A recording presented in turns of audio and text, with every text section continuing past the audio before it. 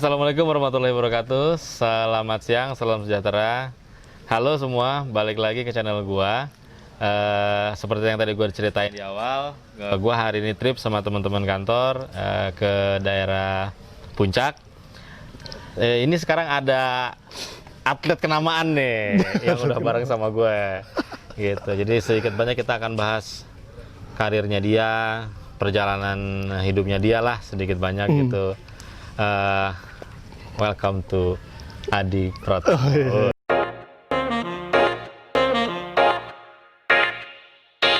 Selamat datang di channelnya Pak Ridwan Nur. Aduh, jarang banget ngobrol gini. Iya, bro. Jadi gimana bro? Dengar-dengar dari berita lu kan ini ya, Apa? sudah Udah pensiun ya? Pensiun ya, udah pensiun. Udah sekitar 2 bulan lah dari announce. Ya, hampir 2 bulan. Hampir 2 bulan. Hampir 2 bulan sejak gua announce itu, dan ya gua udah kelar lah karir basket gua gitu, Pak. Oke, lu total berapa tahun di basket? Di profesional tuh gue 11 tahun. Jadi 11 tahun tuh gue udah profesional dari kelas 2 SMA. Oh, kelas 2 SMA. 2 SMA. Terus? Waktu itu 16 tahun lah, mau 16 tahun. Oke, tadi pas masuk PJ tahun berapa itu? 2014 gue pindah ke PJ sampai 2020 ini. 6 tahun lah gue di PJ. 6 tahun. 6 tahun. Gimana suka dukanya di PJ? Suka dukanya ya, sukanya ya karena di PJ tuh tim yang bisa dibilang papan atas lah dia. Yeah. Jadi ya fasilitas dan benefitnya tuh banyak gitu kalau di Pelita Jaya gitu. Dan kalau secara materi cukup lah kalau di Pelita Jaya, dan sebagai pemain basket juga kita di treatnya as a professional gitu. Gitu sih, Pak. Jadi selama di Pelita Jaya lu merasa happy lah ya? Happy banget. Happy Di Pelita banget. Jaya gue mungkin karir terbaik gue, dan secara materi, secara karir profesional tuh gue di sini gue dapat semua lah gitu. Di Pelita Jaya. Terus pertimbangan apa yang lu ambil gitu untuk sampai, maksudnya ini kan lu lagi bagus banget nih, terus lu itu gimana? Pertimbangannya gini, Pak, mungkin gue udah sedikit cerita ya waktu itu sama lo ya, dan pertimbangannya tuh gue 2016 udah mulai cedera tuh udah mulai ada di gue gitu. Dan cedera ini sebenarnya memang misterius nih kalau cedera ini. Memang di secara kedokteran mereka belum punya prosedurnya gitu kalau cedera gue ini gitu. Dan 2016 tuh mulai itu sakit, 2017 gue udah operasi. Cuman ada tulang rawan waktu itu dibersihin karena belum rusak gitu. Nah, 2017 itu gue kan juara tuh. Habis juara gue operasi itu namanya artroskopi. Jadi itu dimasukin kamera ke lutut lu untuk ngeliat dalamnya gimana. Nah, habis itu dibersihin deh. Gitu. Nah, pas dibersihin itu macam korek kuping ya? Geli-geli dikit gitu. Udah dibersihin, akhirnya udah jadi kayak teramplas gitu, Pak. Jadi permukaannya rata. Oh, enggak? Iya, lebih tipis, tapi permukaannya rata. Sebelumnya kan banyak serpihan tulang rawan nih, jadi sakit nih. Nah, itu akhirnya dikikis, jadi kayak rata nih permukaannya gitu. Itu di posisi Di kiri. Di kiri gue gitu. Jadi itu yang menyebabkan lu pertimbangannya Enggak, sebenarnya itu 3 tahun gue paksain. Karena di 3 tahun itu sejujurnya di 3 tahun itu gue punya target. At least gue punya target, gue lagi bangun rumah 2017. Dari situ 2017, 2019 awal tuh gue nikah. Kayak gitu-gitu, dan gue makanya kalau misalnya gue berhenti sekarang gue sayang lah gitu ya. Seenggaknya gue bisa akomodir yang gue butuhin. Akhirnya udah gitu. Ya udah, habis itu kayaknya gue udah nggak ada tanggungan deh gitu. Istilahnya merdeka secara finansial lah gitu. Iya, lu punya ada financial freedom. Iya, financial freedom gitu, Pak. Oke. Terus planning lu ke depan setelah retire ini apa nih big plan-nya lu? Big plan gue sih sebenarnya, awalnya gue nggak kepikiran kerja waktu itu, karena gue punya usaha yang mau gue build nih dari awal. Cuman memang kan usaha juga butuh butuh kita tuh namanya usaha ya, Pak. Kita persiapan dan lain-lain, preparationnya kan nggak gampang gitu. Dan nge-build usaha dari zero sampai establish menurut gue susah banget. Nah, di situ akhirnya gue mikir wah kayaknya susah nih gitu, dan apa salahnya kalau gue jalanin dua-duanya nih gitu. Mungkin gue bisa gitu, karena waktu gue di basket, kalau gue bikin usaha, Sabtu tuh gue masih ada latihan pagi gitu, dan gue kalau misalnya gue bikin usaha sekarang, Jumat kan udah libur nih sampai hari Minggu gitu, gue punya waktu, spare waktu tuh 2,5 hari tuh. Nah makanya tuh kayaknya gue bisa deh maksimalin di situ gitu. Makanya gue pikir ya oke juga sih kalau gue kerja sambil usaha gitu. Makanya gue pikir-pikir lagi, dan kebetulan alhamdulillahnya gue dapat pekerjaan yang menurut gue ya sesuai sama apa yang gue pengen dan sesuai passion gue, ya udah akhirnya gue jalanin gitu, dan enjoy aja sekarang sih gitu. Lu ada perasaan ini nggak sih, perasaan kayak misal gitu sama kondisi yang mesti lo hadepin gitu? Sebenarnya sih Pak ya, gue jujur aja, gue tuh udah nyiapin pensiun gue ini 2 tahun yang lalu. Oh gitu. Jadi gue bener-bener wah banyak lah yang gue kejar gitu waktu itu. Gue udah mikir banget nih, gue sampai kapan nih basket terus gitu. Target gue tadinya 2022. Karena gue ngelihat wah ini lumayan nih buat nabung nih, ngumpulin sesuatu gitu. Tapi pada akhirnya kaki gue udah nggak bisa kompromi nih Pak gitu. Dan ya karena gue udah mempersiapkan itu, dan gue udah planningin segala macam ini, apa namanya, kan kalau jadi atlet nih ya, kita dapat duit per tahun nih. Selain gaji ya, gaji per bulan, kita dapat duit per tahun. Nah itu gue udah plot-plotin buat ini, buat itu, buat ini, buat itu. Akhirnya udah tercapai semua, makanya gue nggak ada penyesalan sama sekali di situ. Nggak ada penyesalan, karena gue ngerasa gue udah ngelakuin yang terbaik di karir gue gitu Pak. Basket tetap jadi passion lu, atau misalkan mungkin karena lu retire, apakah ada kegiatan yang bisa lu berhubungan sama basket? Berhubungan sama basket? Ada. Gue tuh dari 3 tahun lalu gue bikin komunitas namanya Depok Nation. Dan itu awalnya gue bikin komunitas buat wadah anak-anak basket yang nggak punya klub atau yang nggak mampu lah segala macam, bisa main di situ gitu. Itu free atau? Free gimana? Buat pengajar, tapi buat patungan gor mereka tetap bayar. Patungan gor aja gitu. 100.000 dibagi 20 orang, oke lah gitu. Maksudnya paling ya 5.000 satu orang kan berarti gitu. Cara supaya orang bisa ikutan di Depok Nation ini gimana caranya, Bro? Gue narik orang, karena kan orang Depok tahu gue nih. Orang Depok yang pertama di lingkungan gue tuh orang udah tahu gue pemain basket gitu. Nah gue bikin komunitas, sekarang media sosial kan sebesar itu kan. Ya udah akhirnya gue coba taruh di Instagram. Banyak ternyata yang datang. Banyak ya? Gue persiapan 2 hari doang Pak. Bikin itu. Gue nggak punya bola, nggak punya apa segala macem. Oke, udah. Gua masukin, ternyata orang banyak nih yang register ke situ, daftar banyak, 100 orang lebih. 100 orang lebih. Dan gua patokin tuh satu orang tuh waktu pertama itu buat beli bola ya. Satu orang tuh gua patokin 20.000. 20.000. Jadi gua dapet ya sekitar berapa tuh waktu sekali ini sekitar 2 juta ya. 2 juta lah ya. 2 juta. Ya akhirnya gua beliin bola di situ. Udah berapa total sekarang? Member mah ada 100-an. Member mah ada 100. Kalau member yang kan kalau datang kan fluktuatif ya Pak. Kadang banyak, kadang enggak gitu. Cuman sekarang gue batasin 15 orang. Jadi orang yang benar-benar mau yang datang gitu. Yang benar-benar mau nyari ilmu, yang benar-benar nyempetin waktunya gue mau datang. Kecuali kalau misalnya gue buka open buat semuanya gitu banyak gitu. Menurut gue mereka banyak yang gampangin, gue nggak datang juga nggak apa-apa. Nah kalau gini kan mereka menghargai waktu sama menghargai effort kita sebagai pelatih juga gitu. Makanya nggak sembarangan kalau yang sekarang. Nah kebetulan sekarang gue diajakin kerja sama salah satu sekolah tinggi ilmu hukum, namanya STIH IBLAM. Nah di IBLAM itu gue diajak kerja sama secara program basketnya, gitu. Tapi sekarang bukan full in charge, bukan gue, ada teman gue yang in charge di sana ya. Udah, gue cuman monitor aja sekarang. Gitu. Sekarang berarti kan lu kerja usaha juga, terus ada, bisa gue bilang itu kegiatan sosial juga lah. Iya betul, kegiatan sosial kan, betul. gitu kan. Ada selain si STIH IBLAM, ada mungkin dari pemerintah daerah yang ikut support, belum ada?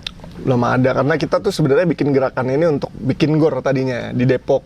Jadi bikin gerakan ini tuh komunitas, selain kita kegiatan sosial, gue mau nyadarin wali kota Depok yang kemarin, yang sekarang nih yang lagi menjabat ini tuh. Ya kan lagi eleksi juga kan. Potensi olahraga di basket di Depok, apalagi di basket itu gede banget gitu. Dan banyak bibit yang muncul sebenarnya dari Depok. Cuman sayang aja pas dia ngerasa kota ini tidak mendukung apa yang dia lakukan gitu, kayak misalnya basketnya segala macam. Mungkin dianggapnya marketnya segmen basket tuh masih kecil niche gitu. masih kecil. Tapi menurut gue banyak kok Pak. Itu gue buktinya bisa ngumpulin 100 orang.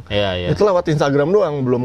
Belum secara apa ya, marketingnya belum secara masif gitu. Belum secara masif. Makanya gue ngerasa, wah ini potensinya banyak, terus peminatnya banyak, kenapa nggak ada gor sama sekali waktu itu di Depok. Gor yang tertutup ya, lapangan yang terbuka ada, yang outdoor, cuman yang tertutup nggak ada, kan sayang aja waktunya segala macam. Kalau hujan kita harus minggir dulu gitu, tapi kalau ada gor itu kan bisa digunain buat apapun yang kita butuhin sebagai kota gitu. Kayak misalnya apa namanya, anak-anak yang di kota Depok tuh gue pengen ada kegiatan positif nih Pak gitu. Jadi dia bisa olahraga di situ, jadi ketemu teman baru, komunitas baru.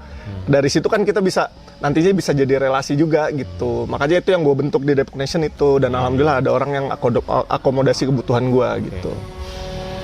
Jadi sepanjang karir lu gitu di basket, terus sekarang mulai merintis usaha, terus kerja juga. Ya merintis gitu. kerja juga. Kerja juga. Jadi ini kan turnover yang lumayan inilah ya, beloknya agak jauh gitu. Support keluarga gitu, teman-teman gimana? Awalnya kalau keluarga, gua kan sekarang ada istri, ada anak kan ya. Istri gua alhamdulillah so far sih support gua apa yang gua lakuin. Jadi keluarga gua nih, istri gua ini benar-benar fair gitu. Gua udah nggak bisa nih di basket gitu. Apakah lu, pasti dia ada rasa cemas gitu, wah abis ini lu mau kemana segala macam. Cuman gue yakinin sama dia, gue pasti dapat kerja gitu. Gue nggak mungkin gue langsung berhenti terus nganggur lama. Gue juga nggak bisa orangnya kayak gitu Pak. Ya sebenarnya cara lo ini juga menurut gue juga mungkin untuk teman-teman lain yang di basket, it's not over gitu, it's over gitu kan. Maksudnya lu nggak hanya dengan lu pensiun dari situ terus lu nggak bisa kemana-mana gitu. Nggak bisa. Dan ini Pak yang memang bagus nih, maksudnya diskusinya bagus menurut gua. Atlet-atlet basket sekarang tuh insecure sama masa depannya, banyak banget. Temen gua bahkan banyak banget temen anak-anak basket tuh yang insecure. Aduh, gua abis ini kemana? Menurut gua, kalau lu lakuinnya 100% apa yang lu tanam dulu gitu, maksudnya lu ngelakuin basket 100% segala macam sampai lu timnas, sampai lu nama lu udah di atas segala macam, menurut gua orang nggak bakal lupa kok sama lu gitu. Dan menurut gua anak-anak itu takut di tengah-tengah tuh udah ngerasa, aduh, gua abis ini ngapain ya? Lu fokus aja dulu deh di basket gitu, jangan mikir yang kedepannya gitu. Kayak gua nggak ada Pak kepikiran, aduh, gua kerja di mana ya segala macam. Gua mah gua jalanin aja udah, karena gua tahu gua udah ngelakuin yang terbaik di bidang gua gitu. Orang juga pasti ngeliat gua gitu. Iya benar-benar. Gitu sih Pak. Jadi jangan sampai putus harapan. Iya, jangan sampai putus harapan gitu ya. Karena ya optimis aja lah Pak ya, namanya hidup betul. Mau nggak mau ya, yang penting makan kan sehari-hari ya. Itu masih bisa dicari lah kata gue mah gitu. Nggak usah worry sama sesuatu. Yang penting kita jalannya masih 100% aja yang kita jalanin di bidang kita sekarang gitu. Terus yang bisnis makanan itu lu makan makanan apa? Chicken sandwich. Chicken sandwich. Lu udah ngerasain kan? Iya, itu enak banget sih. Itu enak banget sih. Itu kayak chicken sandwich itu alhamdulillah, nggak tahu ya, setelah gue pensiun tuh ada aja rezekinya nih. Iya. Gue diajakin join sama sepupu gue, lu mau nggak gitu.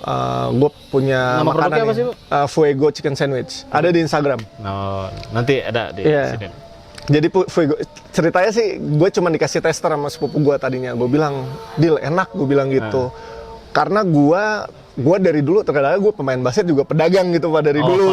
Udah ada bakat. Terus, wah ini market gue kayaknya cocok nih sama ini gitu Pak. Soalnya kan di basket, marketnya kan A sama B nih gitu. Dan itu cocok banget gue masukin di anak-anak basket. Demand-nya bagus berarti ya? Bagus banget. Alhamdulillah gue kan, ya gue ada beberapa teman selebgram juga segala macam. Jadi gue endorse-endorsein aja. Dan ya alhamdulillah pas kesini-sini grow-nya cepet banget Pak.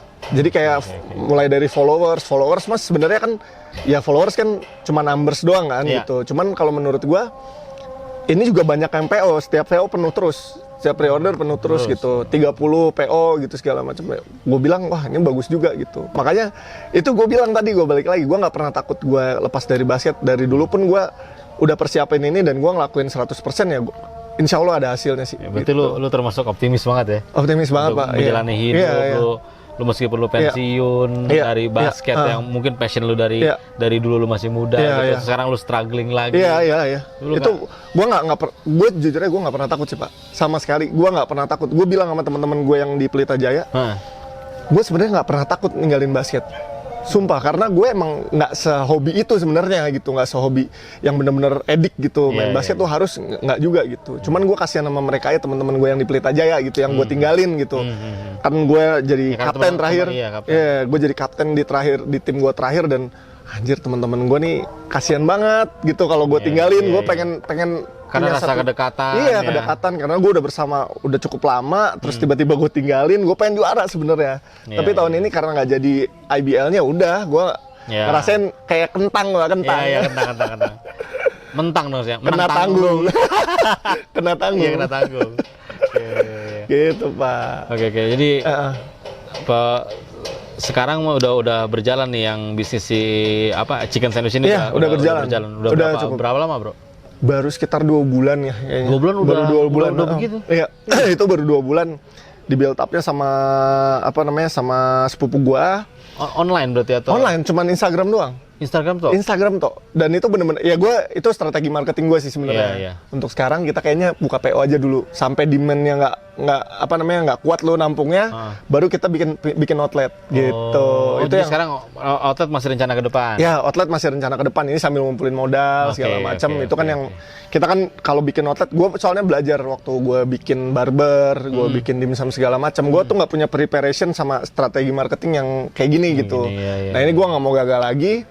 Gue konsepin segala macem, gue lempar ke orang yang tepat kalau misalnya gue mau endorse, kalau ini segala macem, mudah-mudahan sih ada aja jalannya gitu. Karena itu pentingnya kita nyoba bisnis dari awal sih sebenarnya, Pak. Karena kita nggak tahu kan turnovernya di mana, kita salahnya gimana, kurangnya gimana. Nah, pas gue dulu pernah jalan ini dan gagal.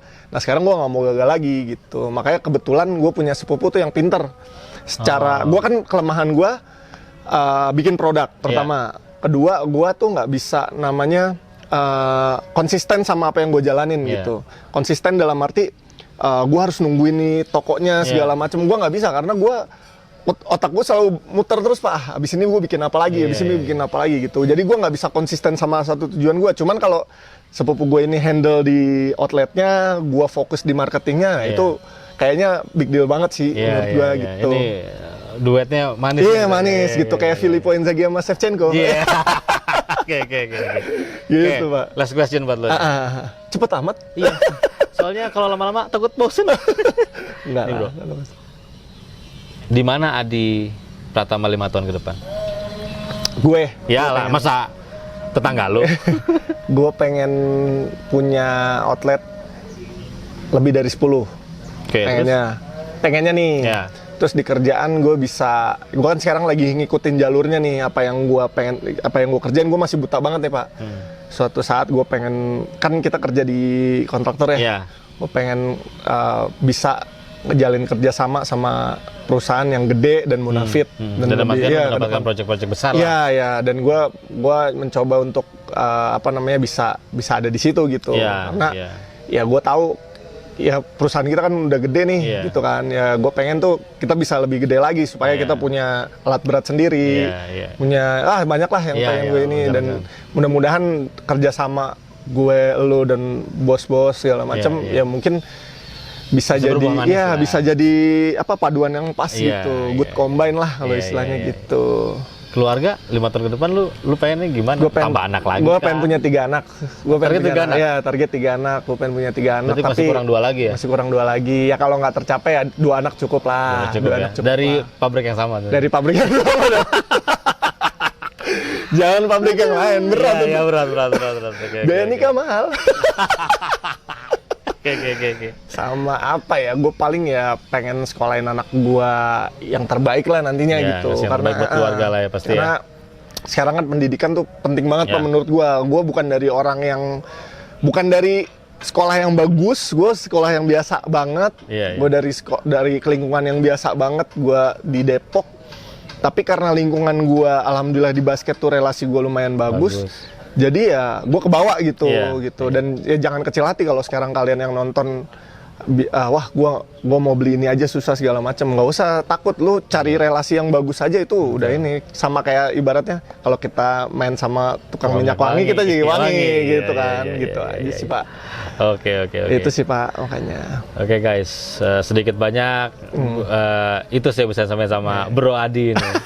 Mungkin bakal ada chapter-chapter berikutnya, nanti kita lihat aja dulu. Beliau kan soalnya sibuk. Aduh, sibuk. Nanti gue coba Sibuk minta belajar waktu Excel. lagi. Kita coba minta waktu lagi, bahas lagi yang lebih personal lagi, Ya, gitu. betul. Mungkin di part-part selanjutnya. Terima kasih buat nonton. Jangan lupa like, comment, dan di subscribe. Thanks for watching. Assalamualaikum warahmatullahi wabarakatuh. See ya.